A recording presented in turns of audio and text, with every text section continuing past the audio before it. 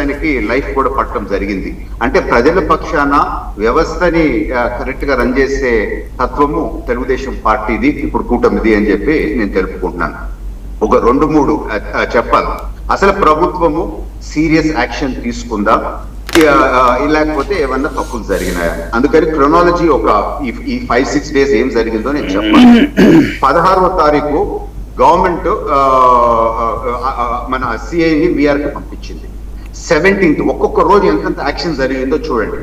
ముఖ్యమంత్రి గారు సింగపూర్ నుంచి రాగానే డీజీ గారికి సిట్ అయ్యమని చెప్పినారు, సస్పెన్షన్ ఆర్డర్ ఇష్యూ చేయించినారు. మళ్ళా మీరు 18th చూస్తే హోంమంత్రి గారికి ఇన్స్ట్రక్షన్స్ ఇచ్చి పర్సనల్ గా ఈ కేసుని సూపర్వైజ్ చేయండి అని చెప్పినారు. 19th మీరు చూస్తే ముఖ్యమంత్రి గారు ఆ తల్లిని పిలిపించుకొని మాట్లాడినారు, ఆ కేసు ఫైల్ చేయించేసినారు. మళ్ళా 21st మీరు చూస్తే సిఐ పైన ఎఫ్ఐఆర్ బుక్ అయింది. 22nd సిట్ రిపోర్ట్ రావటం జరిగింది. 23rd సిఐని అరెస్ట్ చేయడం జరిగింది. 24 ఈ రోజు కోర్టుకు పోయినారు, రిమాండ్కి వెళ్ళిపోయినారు. అంటే ఎవ్రీ డే ఎటువంటి ఫాస్ట్ స్విఫ్ట్ యాక్షన్ తీసుకున్నారు. ఈ ప్రభుత్వంకి ఉండే చిత్తశుద్ధి ఏంది, కమిట్మెంట్ ఏంది ప్రజలకి అని చెప్పి నేను తెలుపుకుంటున్నాను. నేను ఇంకొక పాయింట్ చెప్పాలి. తెలుగుదేశం పార్టీ కార్యకర్తే భారతి గారి మీద ఏదో ఒక తప్పు కామెంట్ పెట్టినారంటే ఇమీడియట్ గా వారిని అరెస్ట్ చేసి లోపలేసినారు కదా. అంటే మహిళల గౌరవాన్ని కాపాడాలా అని చెప్పి ఎటువంటి స్విఫ్ట్ యాక్షన్ ఉండిందో ఒకసారి మనం చూడాలి. తర్వాత ఇప్పుడు మీరు చూడండి, ఎందుకు అనంటే ఇటువంటి ప్రతి వాటిని రాజకీయం చేసి ప్రజల్లో విద్వేషాలు రెచ్చగొట్టాలా అని చెప్పి వైసీపీ ప్రయత్నిస్తుంది. కనుకనే ఈ రోజు ముఖ్యమంత్రి గారు, డిప్యూటీ సీఎం గారు, లోకేష్ గారు వార్నింగ్ ఇచ్చినారు వైసీపీకి.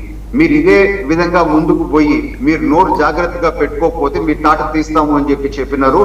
దయచేసి ఇటువంటి రాజకీయాలు మీరు మానుకోండి, లేకపోతే మీ మీద కూడా చర్యలు ఉంటాయి అని చెప్పి నేను ఒకసారి కూటమి తరఫున హెచ్చరిస్తా ఉన్నాను. మనం పాత రోజుల్లో వర్మ గారు చిన్నప్పుడు మీరు చూస్తే సీరియల్లో బకాసురుడు ప్రతిరోజు పొద్దున ఒక మనిషి తిండికి పంపించేవాళ్ళు కదా. నిద్ర లేయటము నరవాసన అంటే లేసేవాడు ఆ సీరియల్లో. అదే విధంగా ఇప్పటి జగన్నాథరుడు చావు శవము, అంతే రాజకీయం. ఎంతసేపు లబ్ధి పొందాలా అని చెప్పి చూడటము ఎంతవరకు కరెక్ట్ అని చెప్పి ఒకసారి ఆలోచించారు. ఇప్పుడు స్ట్రేట్ కేసుకే నేను వస్తాను. 17 లైవ్ విట్నెసెస్ సిట్ రిపోర్ట్ లో క్లియర్ గా ఏముంది, ఎవిడెన్స్ డిస్ట్రాయ్ చేసినారని చెప్పి రాస్తుంది. టాస్క్ ఫోర్స్ ఆయనని హ్యాండ్ ఓవర్ చేయటం జరిగింది. స్టేషన్ లో రిసీవ్ చేసుకున్నట్టు అక్నాలెడ్జ్మెంట్ ఉండటం జరిగింది. ఆ తల్లి స్టేషన్ కి పోతే ఫోన్ లాక్కొని దాన్ని అరెస్ట్ చేయటం జరిగింది. అదే విధంగా దండ వేసుకో అని చెప్పి సిఐ మాట్లాడినారు అని చెప్పి ఆ తల్లి చెప్తున్నారు. సిసిటీవీ ఫుటేజ్ ని అరెస్ట్ చేసేసారు. అంటే క్లియర్ గా ఎందుకు ఇటువంటి తప్పులు జరిగినాయి, ఎందుకు వ్యవస్థ ఇటువంటి విధంగా వచ్చింది అని చెప్పి రాజకీయాల్ని పక్కన పెట్టి అందరం మనము దీని గురించి కూడా మాట్లాడాల్సిన టైం ఇది వచ్చింది. ఎందుకు అని అంటే గత 5 సంవత్సరాలు వైసీపీ టైంలో ఇదే పోలీస్ డిపార్ట్మెంట్ ని వారి అనేక క్రిమినల్ కేసులు, క్రిమినల్ యాక్ట్స్ వాళ్ళ చేతనే ఫోర్స్ఫుల్ గా చేయించినారు. 5 సంవత్సరాల ట్రాక్ రికార్డ్ వైసీపీ వాళ్ళకి వాళ్ళ చేతనే తప్పులు చేయించే ఒక సంస్కృతి నేర్పించినారు. అది ఇంకా ఉంది. ఇంకా ప్రభుత్వం మారింది అని చెప్పి కొందరిలో రాలేదు. ఎందుకంటే ఇప్పుడు స్ట్రిక్ట్ యాక్షన్ ఉంటా ఉంది. ఎందుకు అని అంటే మీరు తొందరగానే ముగించేస్తాను. అనంతబాబు చంపొస్తే జగన్మోహన్ రెడ్డి పక్కకు పిలుచుకొని కూర్చోబెట్టుకున్నాడు. అది ఎంతవరకు కరెక్ట్ అండి? అది ఎటువంటి డైరెక్షన్ ఇస్తుంది? అదే వివేకానంద రెడ్డి గారి మర్డర్ కేసులో సిబిఐ వాళ్ళు వచ్చి కనీసం పేపర్లు ఇవ్వండి అని బతిలాడితే కూడా ఇవ్వలేదు. తర్వాత అదే సిబిఐ ఆఫీసర్ మీద మీరు కేసు పెట్టినారు. తోట చంద్రయ్యని పీక కోసినప్పుడు కనీసం మీరు స్పందించినారా?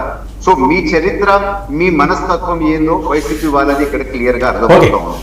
దీన్ని కూడా అయిపోతాం. Just 2 points. దీన్ని కూడా రాజకీయ లబ్ధి పొందాలా అని చెప్పి నీచ రాజకీయం చేస్తూ, కుల రాజకీయం చేస్తూ మీరు ఈ విధంగా ఈ లాస్ట్ ఫ్యూ డేస్ చేయడం ఎంతవరకు కరెక్ట్?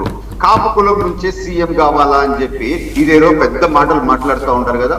నేను ఈ రోజు చూపుడు గారిని ఛాలెంజ్ చేస్తూ ఉంటాను. మీరు నిజంగా కాపు కులంకి సీఎం ఇవ్వాలంటే మీ వైసీపీ తరఫున ఎవరు మీరు ఇవ్వాల సీఎం గా పెట్టాలనుకుంటారు కాపు కులం తరఫున అని చెప్పి మీరు చెప్పగలుగుతారా అని చెప్పి నేను ఛాలెంజ్ చేస్తూ ఉన్నాను. లాస్ట్ పాయింట్ చెప్పి నేను ముగిస్తున్నాను. వర్మ గారు, ఆంధ్రప్రదేశ్ లో ఈ రోజు ఒక కొత్త ఫ్యాషన్, కొత్త ట్రెండ్ ఉంది వర్మ గారు. ఏంది అని అంటే పొద్దున్నే గుళ్ళకి పోవాలా, ఓపెన్ గా చూపించాలా, రాత్రుల్లో తలుపేసేసుకొని బైబిల్ చదువుకోవాలా. ఇది కొత్త ఫ్యాషన్ అండి ఆంధ్ర రాష్ట్రంలో. నేను మనుషుల పేర్లు చెప్పట్లేదండి. These are my opening comments. Okay, Jupudu garu respond అవ్వండి.